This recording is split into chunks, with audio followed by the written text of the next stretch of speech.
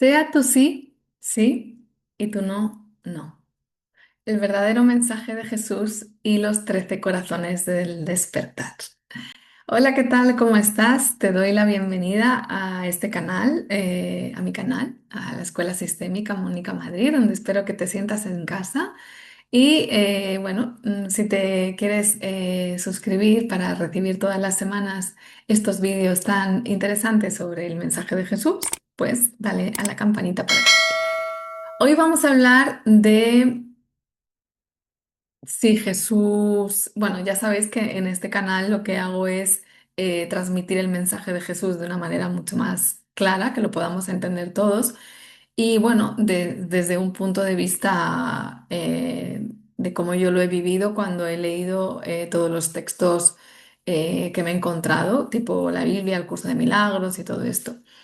Entonces, bueno, no pretendo que sea verdad para ti, ni mucho menos, sino mostrarte otra cara de Jesús, que es la que yo he vivido. Y hoy vamos a hablar de cómo veía Jesús el sacrificio y de los 12 apóstoles y María Magdalena, que desde luego estuvieron muy, muy cerca de él y fueron los que escribieron después todos los evangelios. Así que, dentro vídeo.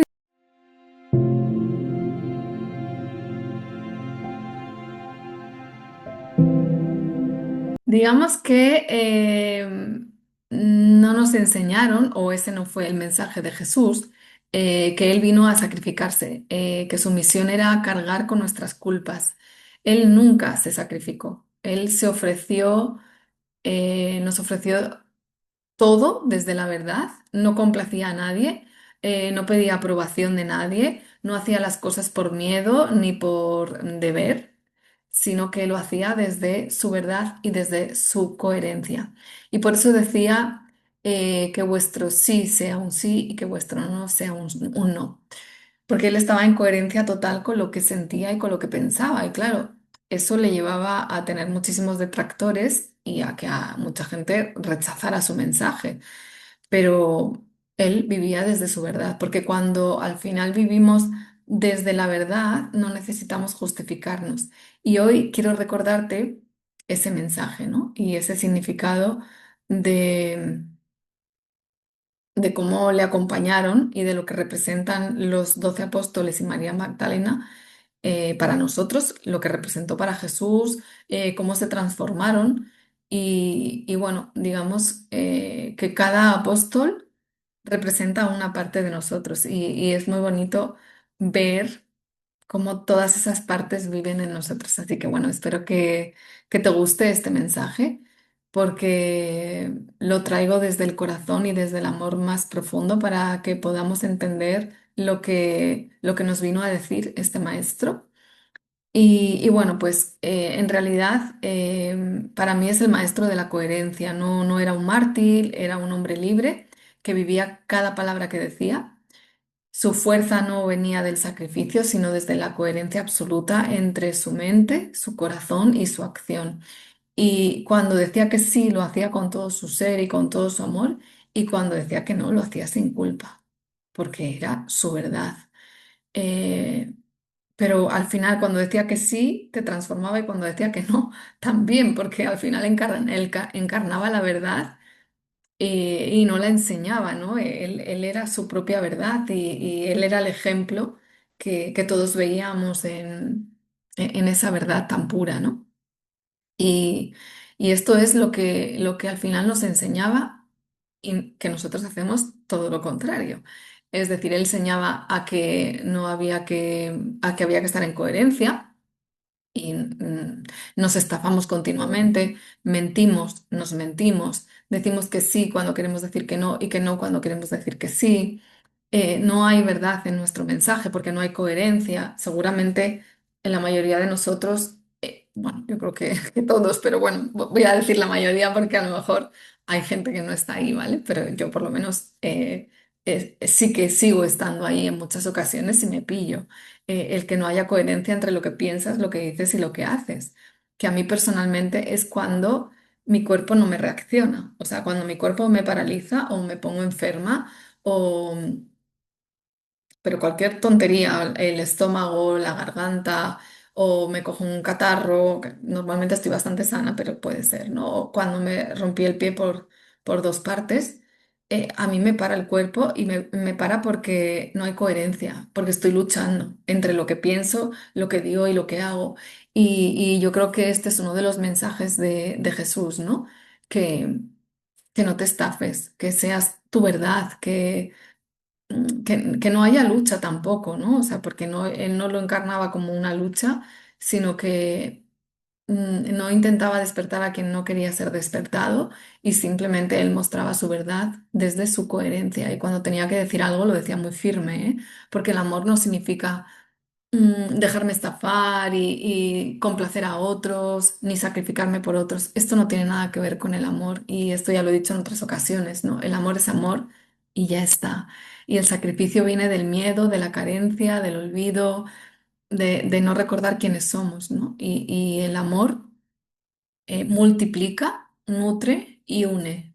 Y el sacrificio es carencia y te aparta. ¿Por qué te aparta? Porque cuando tú te estás sacrificando, a lo mejor la primera vez no, pero cuando tú te estás sacrificando constantemente desde un lugar de carencia y de necesidad, por necesidad de pertenecer, valga la redundancia, o necesidad de que te amen, o necesidad de que no se aparte alguien, al final llegará un momento en que ese sacrificio lo vas a hacer desde la rabia, porque siempre me tengo que sacrificar, siempre tengo que ser yo, vas a ser una mártir y una víctima, y eso te va a alejar de la otra persona, porque al final la vas a acabar odiando.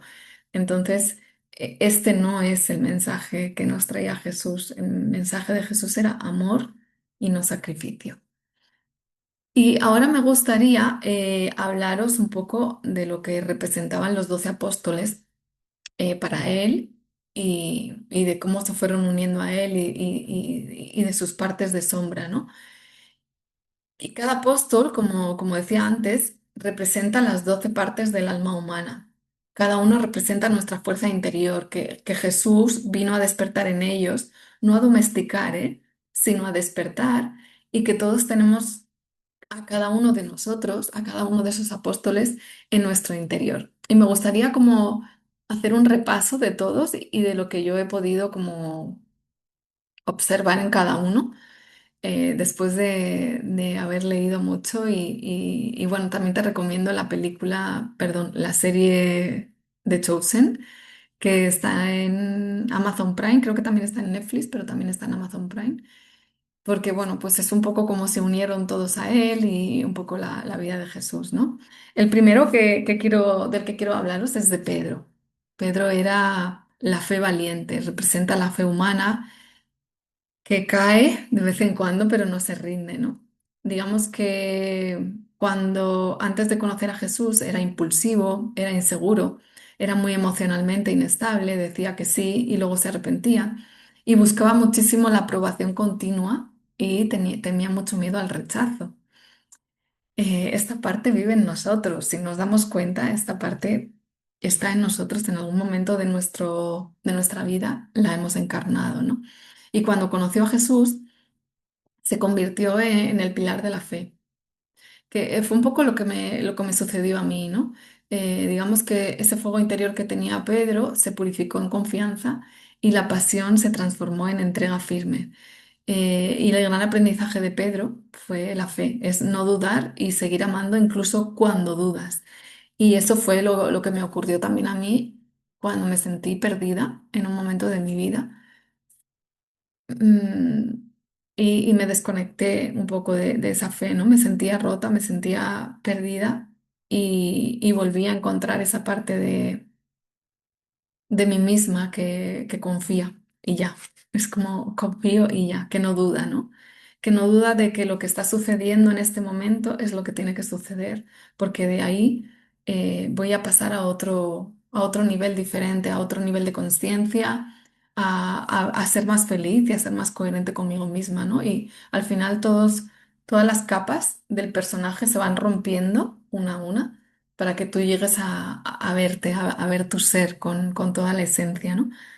Y bueno, esto es un poco lo que le pasó a Pedro. Luego viene Juan, que este discípulo era el amor puro, era el más sensible, el que escuchaba con el corazón, y representaba el amor sin miedo, la devoción que no necesita entender. Y Jesús le confió a su madre porque era el que más ternura le despertaba, ¿no? Cuando conoció a Jesús, era emocionalmente dependiente, era muy idealista y muy sensible al rechazo también. Y cuando se unió a Jesús, pues ahí encarnó el amor incondicional, la ternura que no necesita posesión. Y su gran aprendizaje fue que el amor verdadero no busca quedarse, sino busca liberar, ¿no? Al final el amor verdadero tiene que sentirse desde esa libertad grande. Luego viene Santiago el Mayor, porque había dos Santiagos, y entonces Jesús dijo, uy, aquí hay dos Santiagos, ¿qué hacemos? Y entonces dijo, bueno, tú vas a ser Santiago el Mayor y tú Santiago el Menor. Santiago el Mayor era la voluntad en acción. Él convierte la fe en movimiento, es como muy activo, ¿no? Y Jesús le enseña a usar esa fuerza sin violencia, y desde la fe y desde el amor.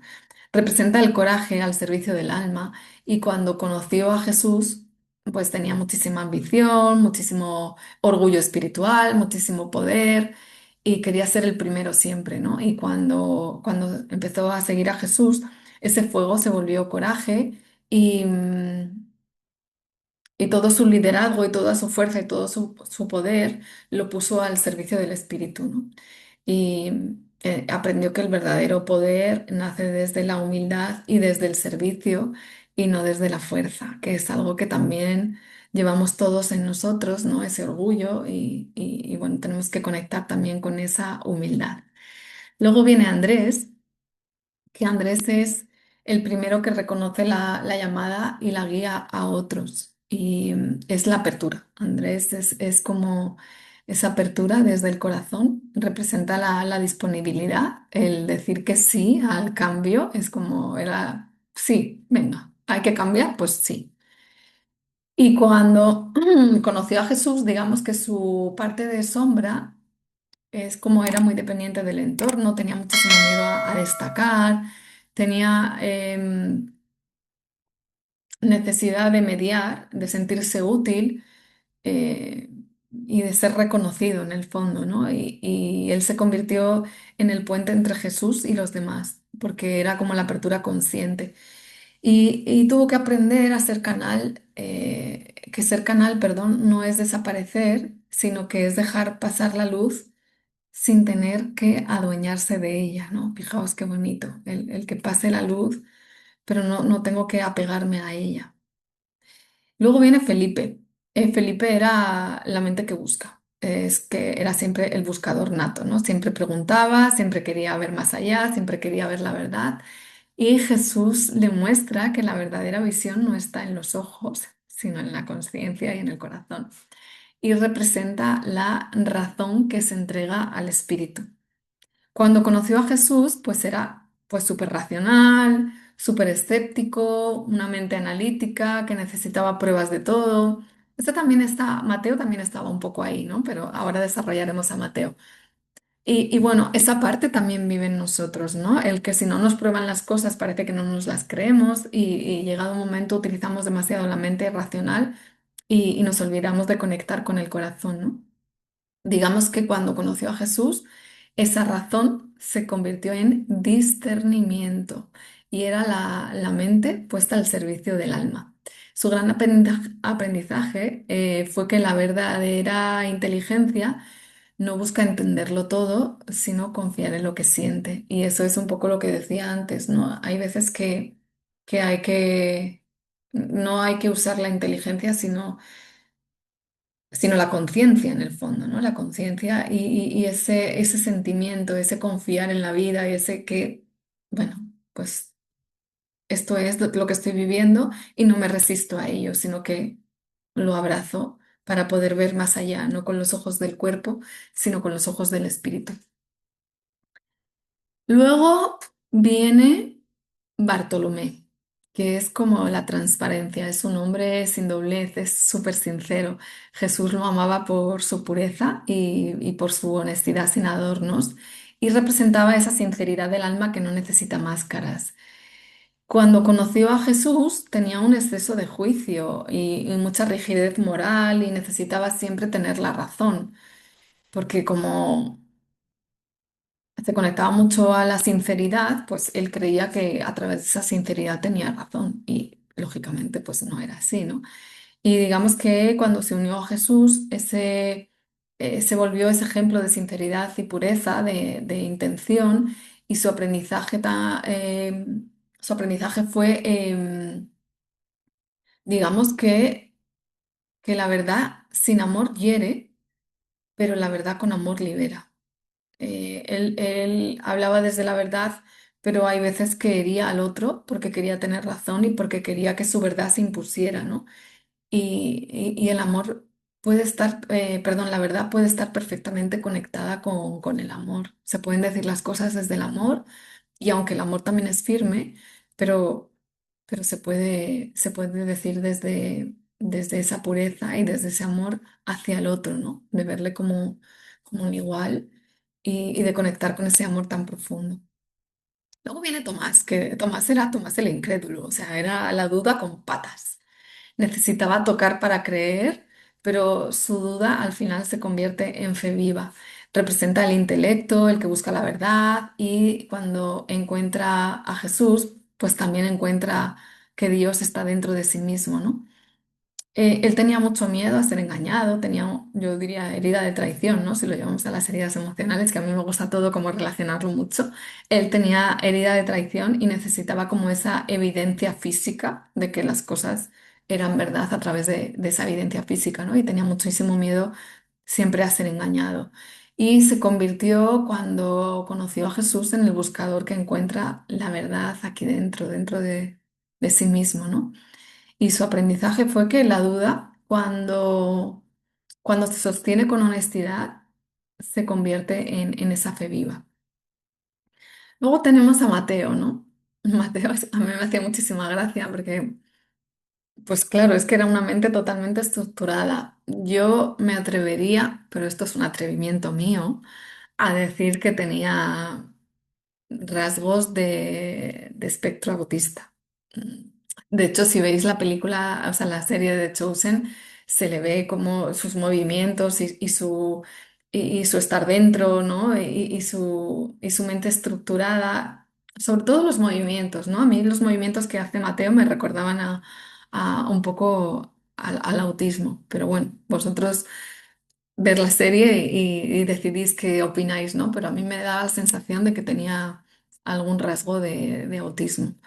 Y bueno, pues era el recaudador. Él cuando conoce a Jesús era el recaudador de impuestos y él deja las cuentas para seguir el amor. Él quería controlar el dinero, era súper bueno en los números, cosa que también es otro síntoma de ese espectro autista, ¿no? Que de muchos, no de todos, ¿no? Pero es un síntoma muy, muy característico, ¿no? Del que son súper analíticos y son muy buenos con los números.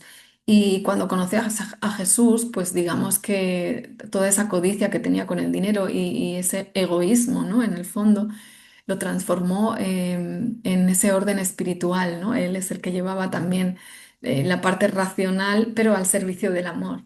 Y su gran aprendizaje fue que el control que tenía con respecto a todo, porque todo tenía que estructurar y todo tenía que saber por dónde se iba y tal, pues se vuelve confianza cuando recuerdas quién sostiene todo, ¿no? Que al final él recordó que todo lo sostiene Dios y en este caso la confianza en Jesús pues hizo que ese control lo viviera desde otro punto diferente. Luego está Santiago el Menor, que es como la humildad silenciosa, el que no necesita ser visto, ese que lo hace todo desde esa invisibilidad, ¿no? Pero que en el fondo pues todo lo sostiene y representa ese servicio a los demás desde el valor de lo pequeño, porque lo pequeño también es importante y bueno, él en su parte de sombra pues tenía ese sentimiento de inferioridad que podemos tener todos, ¿no? De invisibilidad, de yo no soy importante, de miedo a no ser suficiente y poco a poco él representó esa humildad y el servicio silencioso, pero ya no desde ese no ser suficiente, sino desde el no necesito, digamos, ser visible, porque sé que lo invisible pues también sostiene al mundo. Luego tenemos a Tadeo, que es la esperanza, el que busca sentido a todo. Jesús lo guía a comprender que el sentido no se encuentra, que se crea con amor. Y representa esa búsqueda espiritual. Cuando se encuentra con Jesús, pues tiene muchísima confusión, muchísima duda sobre el propósito que ha venido a hacer y la necesidad también de tener aprobación de todos, ¿no? y, y después se convierte en esperanza, en comprensión de todo lo divino, de todo lo espiritual y bueno, pues empieza a confiar, ¿no? Y aprendió que el sentido llega cuando sueltas la necesidad de entenderlo todo, que esto también pues nos pasa mucho a todos. Luego está Simón el Celote, que es la energía del cambio. Antes era el revolucionario, ¿no? Y luego se convierte en paz. Representa esa pasión canalizada hacia la conciencia y cuando conoce a Jesús es un fanático, es agresivo, es el deseo de imponer la verdad, de mucho ego. Y bueno, pues luego poco a poco se transforma esa sombra en justicia del alma. Y su gran aprendizaje fue que la revolución no se hace fuera, sino que se hace dentro de uno mismo. Y luego viene el ego, que el ego era Judas Iscariote, ¿vale? Que es como la sombra que tenemos todos en nuestro interior, nuestro ego, y fue el más incomprendido, el símbolo de esa parte de nosotros que traiciona, que en algún momento todos pues hemos traicionado de alguna forma. No digo que que tenga que ser una traición grande como la que hizo él, ¿no? Pero en algún momento pues hay una parte de nosotros que traiciona. Y Jesús no lo juzga, de hecho lo llama amigo, y él representa el ego que tiene que ser mirado con amor, ¿no? Toda parte de sombra, de nuestra sombra, tiene que ser mirada con amor. Y cuando la miramos con amor es cuando se convierte en esa luz y en esa puerta hacia ese despertar. Y por último, aunque no estaba considerada dentro de los 12, pero está María Magdalena, ¿no? Que es el corazón que ve. Es la que no se fue cuando todos huyeron, la que comprendió el mensaje antes que nadie, porque lo siento, pero las mujeres tenemos una capacidad quizá mucho más grande por la parte emocional de comprender mucho más esa parte de intuición, de amor y espiritual. No, no, que nadie se ofenda, chicos, si me estáis viendo, no, no hay ofensa ni juicio hacia esto, ¿no? Pero es verdad que nuestra energía femenina, que era lo que representaba María Magdalena, pues está mucho más en conexión con nosotras. Entonces tenemos esa capacidad, bueno, de comprender desde ese lugar más emocional, ¿no? Y es la primera en ver al Cristo resucitado. Y representa esa parte de todos nosotros, de intuición, de amor que no juzga, de sabiduría femenina que une el cielo y la tierra, ¿no? Y cuando Jesús la encuentra, pues tiene muchísima culpa, muchísima vergüenza, busca muchísimo el amor de fuera. Y cuando se acerca a Jesús, pues empieza a conectar con esa devoción, con esa sabiduría, con esa intuición y con esa pureza del corazón. Y yo creo que su gran aprendizaje fue que cuando transformas la culpa en amor, resucita esa parte de lo femenino, ¿no? Y lo divino en ti, porque cuando tú estás entendiendo que el amor es culpa y que el amor es sacrificio, ahí estás en lucha y ahí representa la parte masculina mal aspectada. Mal aspectada significa desequilibrada, ¿no? Que siempre me dicen, ¿qué significa mal aspectada? Pues desequilibrada. Y bueno, pues ella resucita, ¿no? A eso, a esa parte femenina. Vale, pues aquí os cuento un poquito, bueno, pues un poco la vida, bueno, la vida no, un aspecto de la personalidad que todos llevamos dentro de esos apóstoles y nos damos cuenta que Jesús no eligió santos, sino eligió humanos y que cada sombra de ellos era materia prima para el milagro total, o sea, porque Él hace milagros con cada sombra de ellos, ¿no? Y que no los cambió desde el juicio, sino desde la mirada con amor, que es lo que tenemos que hacer todos. Y eso es lo que hace el Cristo interior contigo. No te pide que seas perfecto ni perfecta, sino que te dejes ver. Y él no buscaba seguidores, sino que buscaba personas auténticas. A cada uno le mostró que servir a Dios no es obedecer ciegamente, sino vivir desde el alma, sin traicionarse.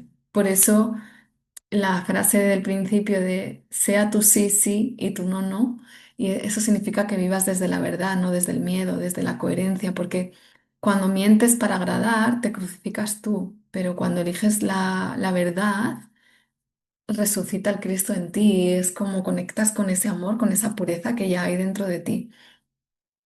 Yo creo que Jesús no vino a cargarte de culpa, sino a liberarte de la mentira.